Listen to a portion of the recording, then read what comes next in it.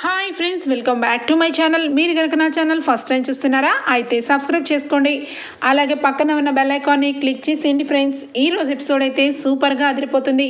ఇక్కడ కూడా స్కిప్ చేయకుండా మొత్తం చూసేయండి ఫ్రెండ్స్. అప్పుడే మీరు ఎంజాయ్ చేయగలుగుతారు. నచ్చినట్లయితే ఒక లైక్ ఇచ్చి ఎంకరేజ్ చేసేయండి. ఇక ఎపిసోడ్లోకి అయితే వెళ్ళిపోదాం. ఇక ఎపిసోడ్ స్టార్ట్ అవగానే కావ్య అయితే అనామికతో మాట్లాడడానికి వస్తుంది. ఇక తనకి అన్ని విషయాలు నచ్చ చెప్పడానికి వస్తున్న కావ్యని ఇక చులకనగా చూసి ఇక మాట్లాడడం స్టార్ట్ చేస్తుంది అనామిక. కూర్చున్న మనిషి కాలు మీద కాలు వేసుకొని కాలు ఊపుతూ, ఏంటి ఇలా దయచేసావు? నువ్వు ఎన్ని చెప్పినా, ఎన్ని మెత్తని కబుర్లు చెప్పినా నేనైతే కేసుని వాపస్ తీసుకోను అని చెప్పి చాలా పొగరగా సమాధానం చెప్తూ ఉంటుంది అనామిక. అనామిక, నువ్వు చాలా తప్పు చేస్తున్నావు. నువ్వు ఎంత తప్పు చేస్తున్నావంటే నీకు తెలియకుండా నీ జీవితమే నీ చేతులారా నాశనం చేసుకుంటున్నావు. కవి గారిని ప్రేమించానన్నావు, పెళ్లి చేసుకున్నావు. ఇప్పుడు సంతోషంగా ఉండాల్సింది పోయి కావాలని ఈ రకంగా చేస్తున్నావు. నువ్వు ఏం ఆశించి చేస్తున్నావో నాకు తెలియదు, కానీ నువ్వు చేసేది చాలా తప్పు. మంచిగా కేసు వాపస్ తీసుకొని సంతోషంగా ఇంటికి రా. అందరం కలిసి మెలిసి చక్కగా ఉందాం. అంతే తప్పించి ఎందుకు చెప్పు ఈ గొడవలన్నీ? నీ భర్తని అందరి ముందు అగౌరవంగా అందరూ చూస్తూ ఉంటే నీకు నచ్చుతుందా? చెప్పు అనామిక అనగానే, చాలు, నువ్వు చెప్పి నీ శ్రీరంగ నీతులు ఇక్కడ వినడానికి ఎవ్వరు కూడా ఖాళీగా లేరు. నువ్వు దయచేసి ఇక్కడి నుంచి వెళ్తే చాలా బాగుంటుంది అని చెప్పి అనామిక అంటూ ఉంటుంది. అవునవును, వెళ్తాను. అసలు ఇప్పుడు అర్థమవుతుంది నీకు కవిగారి మీద ప్రేమ లేదని. ఎందుకంటే ఎవరు కూడా భర్త మీద కావాలని ఈ రకంగా నిందలు మోపరు, కానీ నువ్వు మోపుతున్నావు అంటే దీని వెనకాల ఏదో కుట్ర దాగి ఉంది అని చెప్పి అనగానే అనామిక అలానే చూస్తూ ఉంటుంది. ఇప్పుడు అర్థమైంది, పెళ్ళికి ముందు మీ అమ్మ వాళ్ళు 2 కోట్ల రూపాయలు ఆ సేట్జీ దగ్గర ఎందుకు అప్పు చేశారో, నువ్వు ఇంట్లో 10 లక్షల రూపాయల చెక్కు మీ అమ్మ వాళ్ళకి ఎందుకు ఇచ్చావో ఇప్పుడు అర్థమవుతుంది. చాలా అప్పుల పాలు అయిన మీ తల్లిదండ్రుల గురించి నువ్వు మా ఇంటికి వచ్చినట్టుగా నాకు అర్థమవుతుంది అనగానే, అవును, నా ఇష్టం. మా ఇంట్లో వాళ్ళు బోల్డంత అప్పులు ఉన్నాయి కాబట్టే ఆ అప్పులు తీర్చడానికే కళ్యాణ్ని పెళ్లి చేసుకున్నాను. ఏమంటావు? అది నా ఇష్టం, నువ్వెవరు చెప్పడానికి అని చెప్పి ఇక దబాయిస్తుంది.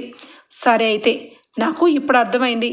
నీకు నిజానికి మనిషి మీద కంటే కూడా డబ్బు మీదే వ్యామోహం ఉందని నాకు అర్థమైంది అనామిక అని చెప్పి సూటిగా అడుగుతున్నాను.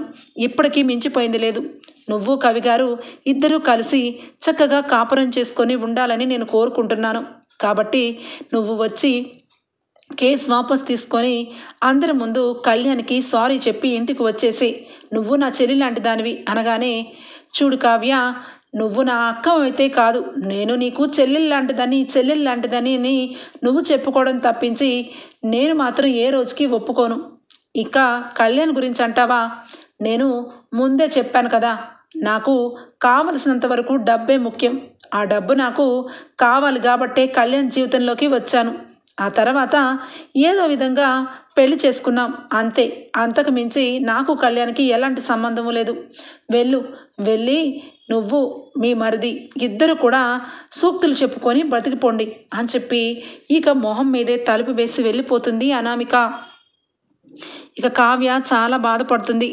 ఇక వెనక్కి తిరిగి ఇక కారులో ఎక్కి వచ్చేస్తూ ఉంటుంది. అప్పటికి రాజ్, కళావతి ఎక్కడికి వెళ్ళింది, ఈ కళావతి ఎక్కడికి వెళ్ళిందో ఏంటో అని చెప్పి అటు ఇటు తిరుగుతూ ఉంటాడు. ఇక వెంటనే కావ్య రావటం చూసి, కళావతి ఎక్కడికి వెళ్ళావు? ఎవరికైనా చెప్పి వెళ్ళాలని తెలియదా? నువ్వు అలా పెడితే అలా వెళ్ళిపోవడమేనా అని చెప్పి రాజ్ అంటాడు. ఏమీ లేదండి, అనామిక దగ్గరికి వెళ్ళాను అనగానే, అనామిక దగ్గరికి వెళ్ళావా? నీకేమన్నా పిచ్చేనే? అసలు కనీసం అది కావాలని కుట్రపూర్తికంగా మీ చెల్లెల్ని, మీ కుటుంబాన్ని చాలా ఘోరకంగా అందరి ముందు అన్నేసి మాటలు అంటుంటే కనీసం కొంచెం కూడా నీకు బుద్ధి లేదా? దాని దగ్గరికి వెళ్ళి బ్రతిమలాడావు. నువ్వు బ్రతిమలాడి తీసుకొచ్చినంత మాత్రాన ఈ కుటుంబం అనామికని కోడలుగా యాక్సెప్ట్ చేసిందని నువ్వు ఎలా అనుకుంటున్నావు? ఏ తప్పు చేయకపోయినా కేవలం ముసుగు వేసి ఈ ఇంటికి నువ్వు కోడలుగా వచ్చినందుకే మొన్నటి వరకు నిన్ను ఇంట్లో వాళ్ళందరూ కూడా ఒక కోడలుగా చూడలేదు.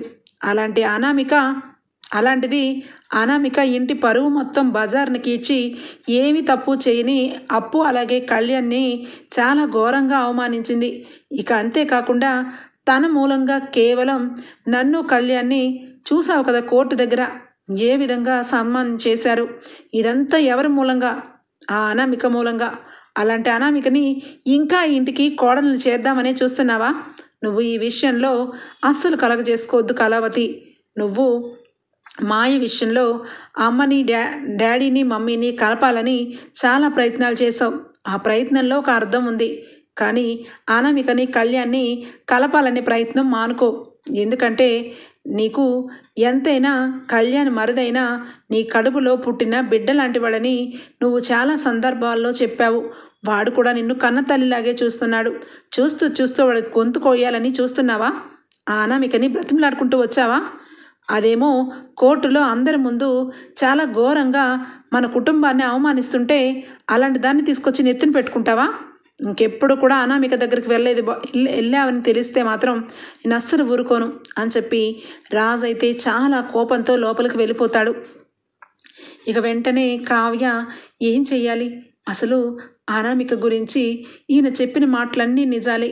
కానీ అనామిక కళ్యాణ్ని అందరి ముందు అంతా అవమానిస్తుంది. చివరాఖరికి అందరి ముందు ఇక తలదించుకునే పరిస్థితి దుగ్గరాల కుటుంబానికి రాకూడదు. ముఖ్యంగా కళ్యాణ్ అలాగే ఈయనకి ఇద్దరికీ కూడా ఆ రకంగా అసలు ఊహించుకుంటుంటేనే ఒక రకంగా అనిపిస్తుంది అని చెప్పి ఇక కావ్య అయితే బాధపడుతూ ఉంటుంది. ఇక వెంటనే కూడా ఫోన్ ఆన్ చేసి చూసుకుంటుంది. డబ్బు కోసమే వచ్చాను, డబ్బు కోసమే నాకు ఇంపార్టెంట్. నా భర్త గురించి నాకు ఏ ఆలోచన లేదు, అసలు మా ఇద్దరికి సంబంధమే లేదు అన్న మాటలు మాత్రం ఫోన్లో రికార్డ్ చేసుకొని పెట్టుకుంటుంది. ఎంతైనా జడ్జి గారు సాక్ష్యం తెమ్మన్నారు కాబట్టి సాక్ష్యాధారాలు అంటే ఇక ఖచ్చితంగా ఒక భార్యాభర్తల మధ్య కెమెరాలు పెట్టి చూపించలేం కాబట్టి తన మనస్తత్వం ఎలాంటిదో ఈ మాట మాత్రం చూపించాలి అని చెప్పి మనసులో అనుకుంటుంది. కానీ ఈ ఒక్క సాక్ష్యంతో అనామిక చేసిన పాపాలన్నీ కూడా ఇక ఏ రకంగా కనబడతాయి? కళ్యాణ్ని ఏ రకంగా దోషిలాగా ఇక నిర్దోషిలా తీసుకొని వస్తాను అని చెప్పి ఆలోచన చేస్తూ ఉంటుంది. మరొక వైపు ఇక స్వప్న అయితే రూమ్లో కూర్చొని ఫోన్ చూసుకుంటూ ఉంటుంది. ఫోన్ చూసుకుంటూ ఉంటే తను ఫేస్బుక్ ఫ్రెండ్స్ అయితే అలానే ఇక ఒకరి తర్వాత ఒకరు లైన్లోకి వస్తూ మాట్లాడుకుంటూ ఉంటారు. ఇక స్వప్న అయితే చాలా డల్గా ఇక నాకు ఇంట్రెస్ట్ లేదు, మీతో చాట్ చేయలేను అని చెప్పి బ్యాక్ వెళ్ళిపోతుంటే ఇంతలో ఇక తన ఫ్రెండ్ అయితే ఆగవే స్వప్న, చాలా రోజుల తర్వాత నీతో మాట్లాడడం కుదిరింది. చూసావు కదా, ఇక నీతో చాలా ఇంపార్టెంట్ విషయాలే చెప్పాలి స్వప్న అనగానే నాకు ఇంట్రెస్ట్ లేదే అనగానే ఇంట్రెస్ట్ లేకపోవడం ఏంటే? మీ కుటుంబం గురించి అంత ఘోరంగా టీవీల్లో చూపిస్తున్నారు. దానికి అంతటికీ కారణం మీ ఇంటి కోడలు అనామిక కదా. ఆ అనామిక గురించి నీకు తెలియని నిజాలు కొన్ని ఉన్నాయి. అవి చెప్పాలని 4 రోజుల నుంచి నీకు ఫోన్ చేస్తుంటే ఫోన్లో కనీసం రెస్పాన్స్ అవ్వట్లేదు. ఇప్పుడు కూడా నాతో మాట్లాడడానికి ఇంట్రెస్ట్ చూపించట్లేదు. నీ ఇష్టమే, నీ ఇష్టం. ఫోన్ పెట్టేస్తే పెట్టే. ఆ అనామిక గురించి నీకు చాలా పెద్ద పెద్ద విషయాలు తెలియజేయాలనుకున్నాను అనగానే దెబ్బకి షాక్ అయిపోతుంది ఇక స్వప్న. ఏంటి నువ్వు మాట్లాడేది? అనామిక నీకు తెలుసా అనగానే అవునే, అనామిక నాకు తెలుసు. అయినా అసలు ఇంతవరకు మీ ఇంటి కోడలు అనామిక అన్న సంగతి నాకు తెలియదు. అది టీవీల్లోకి వచ్చి కూర్చున్నాక దుగ్గిరాల కుటుంబం కళ్యాణ్ వాళ్ళ భార్యని అని చెప్పేసరికి నేను షాక్ అయిపోయాను. ఇక కళ్యాణ్ని అలాగే మీ బావగారైన రాజ్ని అందరి ముందు చాలా అవమానంగా కోడిగుడ్లు టమాటాలతో కొట్టించిన ఆ అనామిక క్యారెక్టర్ గురించి మీకు తెలియని కొన్ని నిజాలు చెప్పాలని నేను పొద్దున్నుంచి ట్రై చేస్తూ ఇప్పుడు లైన్లోకి వచ్చావు అనగానే చెప్పు, అనామిక నీకు ఎలా తెలుసు? ఎందుకు అంత ఘోరంగా మాట్లాడుతున్నావు? ఆ అనామిక నీకెలా తెలుసు అనగానే నాకు కాదే, నా అన్నయ్యకి తెలుసు. మా కజిన్ వల్ల ఇక ఇంట్లో మా కజిన్కి ఈ అనామికకి ఎప్పుడో ఒకసారి అంతకుముందే ఎంగేజ్మెంట్ అయింది. వాళ్ళిద్దరూ ప్రేమించుకొని ఎంగేజ్మెంట్ చేసుకున్నారు. అంతెందుకు, ఎంగేజ్మెంట్లో కూడా దాని బండారం మాకు తెలియలేదు. అది చాలా కంత్రిది. వాళ్ళ ఇంట్లో వాళ్ళు కూడా చాలా డబ్బు మనుషులు. ఎంతసేపు డబ్బు కోసమే తప్పించి ప్రేమ అనురాగాలు అలాంటివి ఏమీ కూడా వాళ్ళకి పట్టవు అని చెప్పి అంటూ ఉంటుంది. దెబ్బకి స్వప్న షాక్ అయిపోతుంది. ఏం మాట్లాడుతున్నావే? నీ కజిన్కి ఏంటి, అనామికకి ఎంగేజ్మెంట్ అవ్వడం ఏంటి, పెళ్ళి అవ్వడం ఏంటి అనగానే ఏంటి ఆశ్చర్యపోతున్నావు? దాని గురించి ఇంకా నీకు తెలియని నిజాలు చెప్పాలా? అది చాలా మోసగత్తె. అది మా అన్నయ్యని ప్రేమించానని మోసం చేసింది. చివరాఖరికి డబ్బు లేదని మా అన్నయ్యని వదిలిపెట్టేసింది. అది ఎంత నీచురాలు తెలుసా? డబ్బు కోసం ఎలాంటి పనైనా చేస్తుంది. కేవలం కళ్యాణ్ని ప్రేమించానని ఇక మోసం చేసి పెళ్లి చేసుకుంది. అది చట్ట ప్రకారం అస్సలు చెల్లదు. నేను ఈ విషయాల గురించి అన్నీ కూడా వచ్చి చెప్పాలని అనుకుంటున్నాను. కానీ నీకు తెలుసు కదే, ఈ రోజుల్లో ఖచ్చితంగా ఒక ఆడపిల్ల బయటకు వచ్చి డేర్ అండ్ డాష్గా విషయం చెప్తే దాని తర్వాత ఎంత ప్రాబ్లం ఫేస్ చేయాల్సి వస్తుందో నీకు తెలుసు కదా. కానీ ఎంతైనా పొద్దున్న నేను టీవీలో చూశాను, చాలా బాధపడ్డాను. కేవలం ఈ అనామిక మా కుటుంబాన్నే కాదు, ఇక మీ కుటుంబాన్ని కూడా ఇంత హింస పెడుతుందని అర్థం చేసుకున్నాను. అలాంటి ఆడదానికి అన్యాయం ఇక అలాంటి ఆడదానికి ఉన్నంతకాలం న్యాయాలన్నీ కూడా, న్యాయస్థానాలన్నీ కూడా పనిచేయవు అని చెప్పి బాధపడుతుంది. ఇక వెంటనే స్వప్న, ఇంతకాలం అది ఎంతో అమాయకురాలు, పిచ్చిమోహంది అనుకున్నానే, కానీ దాని జీవిత చరిత్ర ఇంత చండాలం అన్నమాట. ఆల్రెడీ పెళ్లి చేసుకొని, ప్రేమించి పెళ్లి చేసుకొని మొగుడిని వదిలేసి కళ్యాణ్ వెంటబడి డబ్బు కోసం కళ్యాణ్ జీవితంలోకి వచ్చిందా? దాని సంగతి తెలుస్తాను. కానీ ఇదిగో తనకు సంబంధించినవి ఒక్క ప్రూఫ్ అయినా నాకు షేర్ చేయవా అనగానే, ఒక్క ప్రూఫ్ అంటే మా అన్నయ్యతో దిగిన పెళ్లి ఫోటో ఉంది, ఆ ఫోటోనే నీకు పంపిస్తాను, డైరెక్ట్గా కోర్టులోనే చూపించు అని చెప్పి అనగానే, ఏవే ఒక్క ఫేవర్ చేయాలి అనగానే, ఏంటి, ఏం ఫేవర్ చేయాలి అని చెప్పి అడుగుతుంది. ఫోటో కాకుండా డైరెక్ట్గా మీ అన్నయ్యే కోర్టుకు వస్తే బాగుంటుందే. ఖచ్చితంగా దాన్ని అందరి ముందు చెప్పు తీసుకుని కొట్టేలాగా చేస్తాను. ఎప్పుడైతే అందరి ముందు కళ్యాణ్ని అలాగే రాజ్ని కోడిగుడ్లతో కొట్టించిందో ఖచ్చితంగా దాని మొహాన అందరూ కూడా కోడిగుడ్లు టమాటాలే కాదు, పేడను కూడా మొహం మీద కొట్టాలి. దానిలాంటి దాన్ని ఊరికి నేను వదలకూడదు. నువ్వు దయచేసి మీ అన్నయ్యని కోర్టుకు పంపించవే అనగానే, మా అన్నయ్య దాని మొహం చూడ్డానికి కూడా ఇష్టపడట్లేదు. అది చాలా నమ్మక ద్రోహని ఆడవాళ్ళ మీదే అసహించుకున్నాడు. చివరాఖరికి డిప్రెషన్లోకి వెళ్ళిపోయాడు. వాడికి ఈ అనామికను చూపిస్తే మళ్ళా ఏ రకంగా రియాక్ట్ అవుతాడా అని ఇంట్లో అందరూ కూడా అసలు న్యూసే వాడికి పెట్టి చూపించట్లేదు. వాడు చాలా డిప్రెషన్లోకి వెళ్ళిపోయాడు. ఆ అనామిక మోసం చేసిందని తట్టుకోలేక వాడు కూడా ఈ భూమి మీద లేకుండా అయిపోవాలని అనుకున్నాడు. కానీ నువ్వు ఇంతలా చెప్తున్నావు కాబట్టి నిజానికి ఈ అనామిక ఇలానే వదిలేస్తే వేరే వేరే ఇళ్ళని, వేరేగా మగవాళ్ళని ఈ రకంగానే మోసం చేసి అందరినీ బాధ పెట్టి వాళ్ళ జీవితాలతో ఆడుకుంటుంది.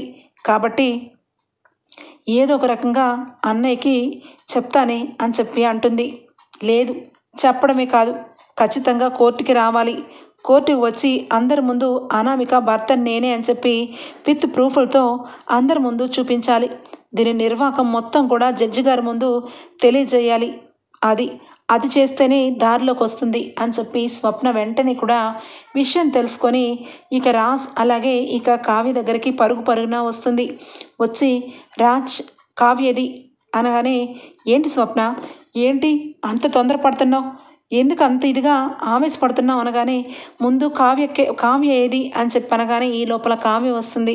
కుటుంబ సభ్యులందరూ కూడా ఏంటి స్వప్న, ఏమైంది అని చెప్పి అడుగుతూ ఉంటే, ఏమైందమ్మా స్వప్న అని చెప్పి ఇందిరాదేవి అడుగుతుంది.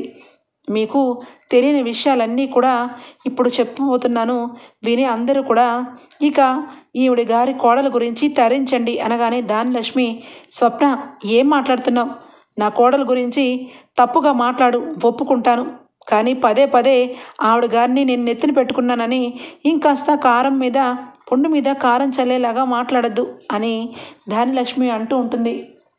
వెంటనే కావ్య, ఏంటక్క, ఏం విషయం చెప్పాలనుకుంటున్నావు అనగానే, రేపొద్దున్న ఆ అనామిక బండారాన్ని బయట పెట్టడానికి చాలా ప్రూఫ్లు అయితే నా దగ్గర ఉన్నాయి. ముఖ్యంగా ఆ అనామికకి మొదటి భర్త లోకల్లోనే ఉన్నాడు. ఆవిడ గారికి ఆల్రెడీ పెళ్ళయిందంట. పెళ్లి చేసుకొని డబ్బు లేదని వదిలేసి మన కళ్యాణ్ వెంటపడి కళ్యాణ్ని మోసం చేసి పెళ్లి చేసుకుంది ఆ ఆడది. కావాలంటే ఈ ఫోటోని చూడండి అని చెప్పి ఇక అనామిక మొదటి భర్తతో దిగిన పెళ్లి ఫోటో చూపిస్తుంది అందరికీ స్వప్న. ఇక అంతే, దెబ్బకు కూలబడిపోతుంది ధాన్యలక్ష్మి. అందరూ ఆశ్చర్యపోతారు, ఇక నివ్వెరపోతారు. ఫోటోను చూసి ఇందిరాదేవి, ఏంట్రా ఈ అన్యాయం, ఇంత అన్యాయం జరగడమా? అసలు ఈ అమ్మాయికి ఆల్రెడీ పెళ్లి జరిగితే పెళ్లి భర్తని వదిలేసి కనీసం ఇంగిత జ్ఞానం లేకుండా కళ్యాణ్ని ప్రేమించానని ఇంత మోసం చేసిందా? అసలు ఇది ఆడపుట్టుకే పుట్టిందా అని చెప్పి చాలా బాధపడుతుంది ఇందిరాదేవి. ఇక కుటుంబం అందరూ కూడా చాలా ఘోరంగా మోసపోయినట్టు అర్థమైపోతుంది. కళ్యాణ్ అయితే దెబ్బకి షాక్ అయిపోతాడు. ఆ ఫోటోను చూసి నన్ను ఇంత ఇదిగా ఎందుకు దూరం పెట్టిందా అని చెప్పి మొత్తం అర్థం చేసుకుంటూ ఇక అనామికతో కళ్యాణ్కున్న పరిచయం అన్నీ కూడా ఒకటి తర్వాత ఒకటి గుర్తు చేసుకుంటూ ఉంటాడు. మధ్య మధ్యలో తన గురించి ఏవో కొన్ని నిజాలు దాచిపెట్టిందని అర్థం చేసుకుంటూ వచ్చాను. కానీ వాళ్ళ ఇంట్లో వాళ్ళ గురించి ఏమో అనుకున్నాను, కానీ దీని జీవితం గురించి అస్సలు అనుకోలేదు. ఆల్రెడీ పెళ్లి చేసుకొని ఇక నన్ను పెళ్లి చేసుకొని నా జీవితంతో ఇంత ఆటలాడుతుందా? దాన్ని ఏ రకంగా వదలాలి? అసలు వదిలిపెట్టే ప్రసక్తే లేదు అని చెప్పి ఇక కళ్ళు వెంట నీళ్లు పెట్టుకొని ఇక మాట్లాడుతూ ఉంటాడు కళ్యాణ్ అయితే. ఇక వెంటనే రాజ్ అయితే, ఎవరు స్వప్న, మీ ఫ్రెండ్ ఎవరు? అసలు ఆయన లోకల్లోనే ఉన్నాడు కాబట్టి రేపు కోర్టుకి వస్తాడు కదా అనగానే, అదే రాజ్, నాకు అర్థం కావట్లేదు. తనతో అయితే చెప్పాను, కానీ ఈ రోజుల్లో బయటకు వచ్చి నిజాలు చెప్పాలంటేనే చాలామంది భయపడుతున్నారు. మరి నిజానికి వస్తాడో రాడో తెలీదు, కానీ ఫోటోనైతే మాత్రం పంపించమన్నాను, పంపించింది అనగానే, నువ్వు వాళ్ళు ఎక్కడుంటారో నాకు అడ్రస్ చెప్పు, నేను వెళ్ళి అతన్ని తీసుకొని కోర్టుకు వస్తాను అని చెప్పి అనగానే, సరే రాజ్ అని చెప్పి స్వప్న అయితే వాళ్ళ ఉన్న అడ్రస్ని రాజ్కి షేర్ చేస్తుంది. ఇంట్లో అందరూ అనామిక గురించి చాలా ఘోరంగా మోసపోయినట్టయితే అర్థమైపోతుంది. ఇక వెంటనే కూడా కావ్య చాలా నీచురాలు, నేను చాలా తప్పు చేశాను, ఇంకా కళ్యాణ్ని అనామికని కలపాలనుకున్నాను, కానీ అనామిక ఇంత ఘోరంగా కళ్యాణ్ని మోసం చేసిందా అని చెప్పి చాలా కోపంతో ఉంటుంది ఇక కావ్య అయితే. ఇక నెక్స్ట్ డే మార్నింగ్ అవుతుంది. కోర్టుకి ఇక అందరం వెళ్ళాలి. ఈరోజు ఆ అనామిక అందరి ముందు తల వంచుకొని చెప్పు దెబ్బలు తినాలి, అదే నా కోరిక అని చెప్పి ఇక కళ్యాణ్ అయితే అంటాడు. వెంటనే ధాన్యలక్ష్మి అయితే, ఒరే కళ్యాణ్, నిన్నటి వరకు బాధపడ్డాను, ఏడ్చాను, నీ జీవితం ఏమైపోతుందా అని, కానీ దేవుడు ఉన్నాడు, నీ జీవితానికి ఏ డోకా లేదని ఈరోజు నా కళ్ళు తెరిపించాడు. ఇలాంటి ఆడదాన్ని ఖచ్చితంగా మనం కోర్టులోనే అందరి ముందు దీని నిజ స్వరూపం చూపించాలి. నా కొడుకుని మోసం చేసి నా ఇంటికి అగ్గినిప్పు పెట్టి చివరాఖరికి ఇప్పుడు ఆ అగ్నిలో చలి కాచుకుంటూ ఉంటుంది. దాన్ని ఏ విధంగా అందరి ముందు కొడతానో చూడు, అప్పుడే దానికి తెలిసి రావాలి. ఇంకా వేరొక అబ్బాయిల్ని మోసం చేయకూడదనే ఆలోచన దానికి రావాలి అని చెప్పి ధాన్యలక్ష్మి అయితే చాలా మండిపోతూ ఉంటుంది ధాన్యలక్ష్మికి. ఇక ఒకవైపు ఇంట్లో అందరికీ కూడా నిజం తెలిసిపోతుంది. ఇక వెంటనే కూడా కోర్టుకి అందరూ వెళ్ళాలని నిశ్చయించుకొని కోర్టుకి వెళ్తారు.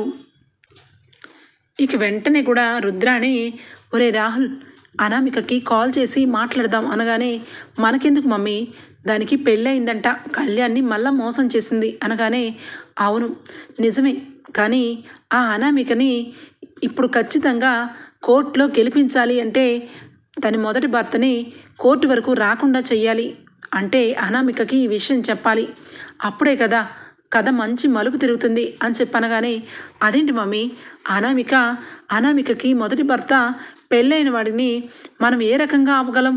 ఖచ్చితంగా కోర్టుకి రాజ్ తీసుకొస్తానన్నాడు కదా అనగానే, అందుకే చెప్తున్నా, అనామికకి ముందుగానే ఈ విషయం చెప్పామంటే అనామిక ఏదో రకంగా తన మొదటి భర్తని కోర్టు రాకుండా అక్కడి నుంచి ఏదో రకంగా చేసుకుంటుంది.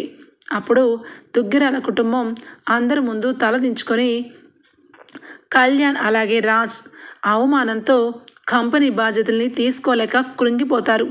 ఇక వెంటనే కూడా ఎంతో కొంత సాయం చేస్తున్నానన్నట్టుగా నువ్వే ఆ కంపెనీలో ఉండిపోవచ్చు. ఎంతైనా ఇక పబ్లిక్ అందరూ కలిపి ఇక మాటలు, దూషించే మాటలు, చేసే చేష్టల వల్ల రాజ్ అలాగే కళ్యాణ్ ఎప్పటికీ కోలుకోలేరు. అందుకే అనామిక పెళ్ళి కానమ్మాయిలాగే కోర్టులో ఉండాలి.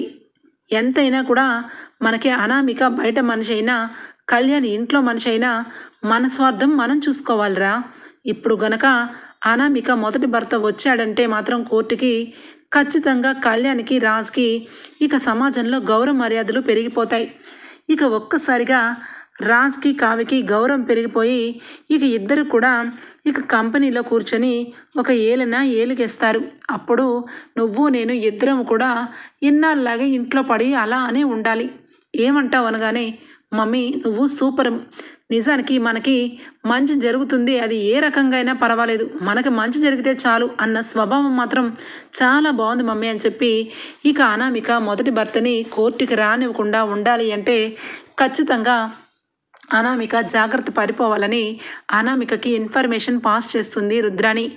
ఆంటీ నిజానికి నాకు పెళ్ళైనట్టు మీకెలా తెలుసు అనగానే, పిచ్చిదానా నాకు తెలియడం ఏంటి, నీ ఫ్రెండే కాల్ చేసి మరీ చెప్పింది, రేపు కోర్టుకి నీ మొదటి భర్తను తీసుకొని కోర్టుకి వస్తారంట అనగానే వెంటనే ఇక అనామిక, ఏంటి నా మొదటి భర్తను తీసుకొని కోర్టుకి వస్తారా, ఇప్పుడు మరి నేనేం చెయ్యాలి, నేను అనుకున్న ప్లాన్ ప్రకారం తను ఎక్కడికో వెళ్ళిపోయాడని విన్నాను, ఇక నా మోసం తట్టుకోలేక నన్ను వదిలేశాడనుకున్నాను, కానీ వాడు ఇక్కడే ఉన్నాడా అని చెప్పి ఇక వెంటనే కూడా, ఆంటీ మీకు మీరు ఎంత అడిగితే అంత డబ్బు ఇస్తాను, కళ్యాణ్ నాకు కోట్ల ఆస్తి నా పేరు మీద రాస్తే ఖచ్చితంగా మీకు నేను అందులో కోట్లు మీకు ఎంత కావాలంటే అంత ఇస్తాను, దయచేసి నాకు సహాయం చేయండి అనగానే, పిచ్చిదానా నువ్వు నాకు ఏ కోట్లు ఇవ్వవసరం లేదు, నువ్వు కోర్టులో అందరి ముందు కరెక్ట్గా ఉన్నట్టు నేను ప్రూవ్ చేస్తాను, ఎంతైనా నా కూతురు లాంటి దానివి, నేను చెప్పిన పనులన్నీ నువ్వు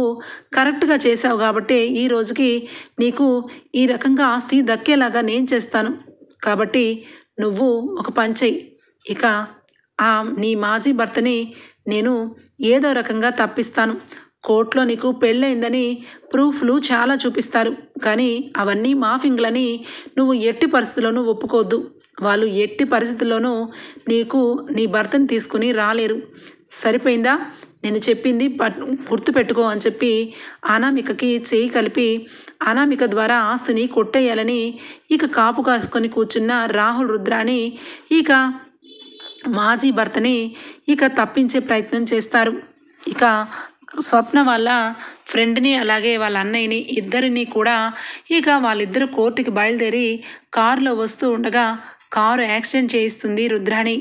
ఇక అక్కడికక్కడే ఇద్దరు కూడా కిందకి పడిపోతారు. ఇక వెంటనే హాస్పిటల్కి వెళ్ళకపోగా అక్కడే పడిపోయి ఏడుస్తూ ఎవరైనా కాపాడితే బాగుండు అని చెప్పి ఇక కాళ్ళు రెండు కూడా చాలా పెద్ద గాయాలు అవడం వల్ల ఇద్దరు నుంచోలేని పరిస్థితి. ఇక వెంటనే కూడా కోర్టులో అయితే అందరూ కూడా ఉంటారు. ఏంటి అనామిక వాళ్ళ మాజీ భర్తని తీసుకొని వస్తానన్నారు, ఏమైందండి అనగానే, వాళ్ళు కారులో బయలుదేరారని చెప్పారు కళావతి, వచ్చేస్తారు, ఇంకొక 10 నిమిషాల్లో ఖచ్చితంగా వచ్చేస్తారు అని చెప్పి ఇక అంటూ ఉంటాడు రాజు అయితే. అవును అప్పు వాళ్ళు వస్తున్నారా అని చెప్పనగానే, అప్పు వస్తుందంట, అలాగే ఇక అమ్మ కూడా వస్తుందంట, ఆన్ ది వేలోనే ఉన్నారంట అని చెప్పి అంటూ ఉంటే ఇంతలో ఇక కోర్టులో అయితే జడ్జి గారు వస్తారు. ఇక ఓదాపు వదనలు మొదలు పెడతారు. ఇక అందరూ కూడా ఇక కళ్యాణ్ విషయంలో అనామిక వాళ్ళ లాయర్ అయితే చాలా మాటలు చెప్తూ ఉంటుంది.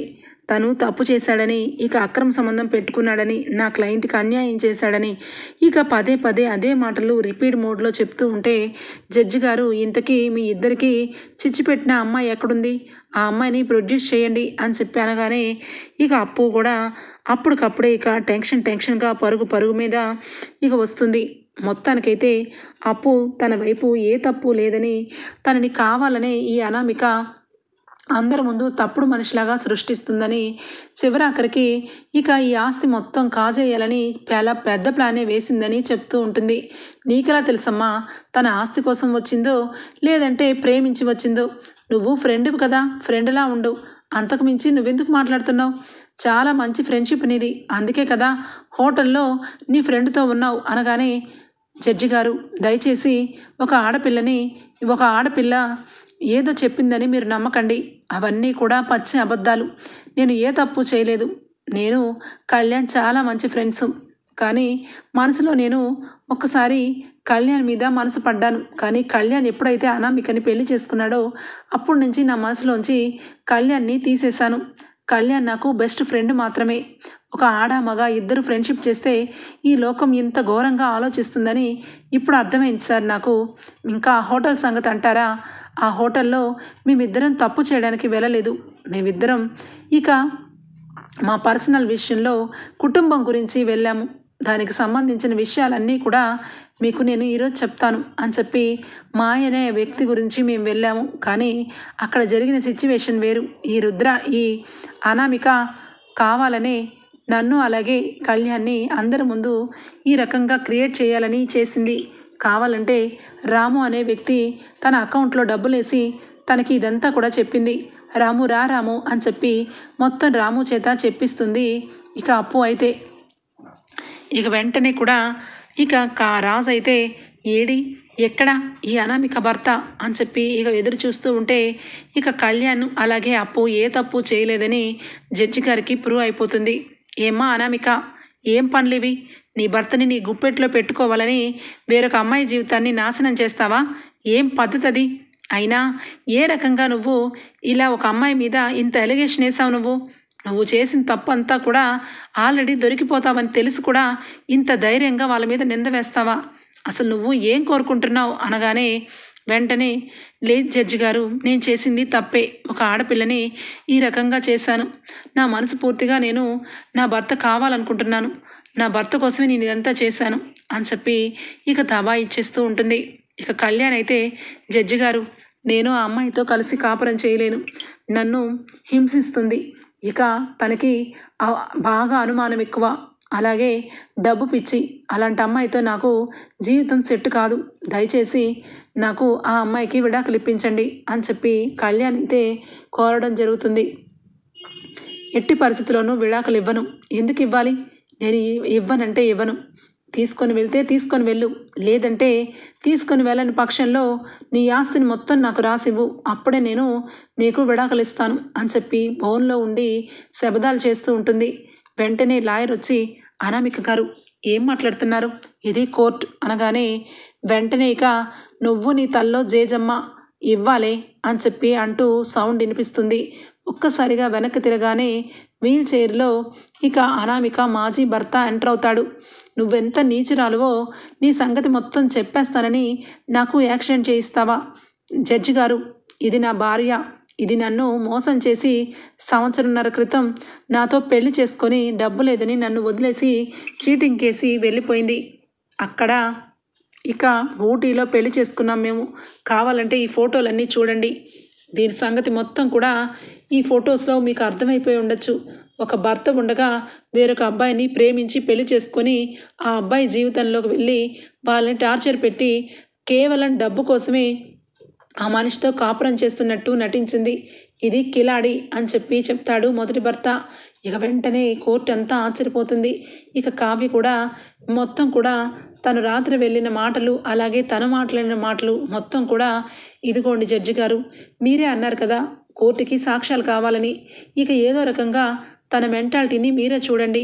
తనకి ఎట్టి పరిస్థితుల్లోనూ భర్త అవసరం లేదంట, డబ్బే ముఖ్యమంట, అందుకే పెళ్లి చేసుకుందంట అని చెప్పి ఇక ఆ సాక్ష్యం చూపిస్తారు. ఇక వెంటనే మొత్తానికి ఈ అన్ని సాక్ష్యాలు పక్కన పెడితే అనామికకి ఇదివరకు ముందే పెళ్ళయిందా? పెళ్ళైన అమ్మాయి డైవర్స్ ఇవ్వకుండా రెండో పెళ్లి చేసుకోవడం చట్ట ప్రకారం అది చల్లదని నీకు తెలియదా? అసలు నువ్వు కళ్యాణ్కి భార్యవే కాదు. అలాంటిది కళ్యాణ్ మీద ఎలాగ ఎలిగేషన్స్ వేస్తావు? నిజానికి నువ్వు కదా తప్పు చేసింది. నీలాంటి ఆడవాళ్ళు ఉంటే న్యాయస్థానాలు కూడా తప్పు దోవను పట్టిస్తారు. నిన్ను తక్షణమే ఇప్పుడే ఇక్కడే సెల్లో వేసి 5 నెలలు సెల్లో వేసి తప్పించి నీ పాపాలు పోవు. ముఖ్యంగా కళ్యాణ్ జీవితంతో చాలా ఘోరంగా ఆడుకున్నావు. కళ్యాణ్, నీకు డైవర్స్ ఇప్పుడే ఇమీడియట్లీగా ఇస్తున్నాము. మీ ఇద్దరికి చట్ట ప్రకారం అసలు పెళ్ళే అవ్వలేదు. కానీ చట్ట ప్రకారం పెళ్ళి కాకపోయినా మీ ఇద్దరు భార్యాభర్తలా అనుకుంటున్నారు కాబట్టి అది కాదు అని ఈరోజు సంతకం చేస్తున్నాను. మీ పెళ్ళి రద్దు అయిపోయింది అని చెప్పి అనామికని దోషిగా చేసి కళ్యాణ్ని నిర్దోషిగా ఇక విడుదల చేస్తారు కోర్టు అయితే.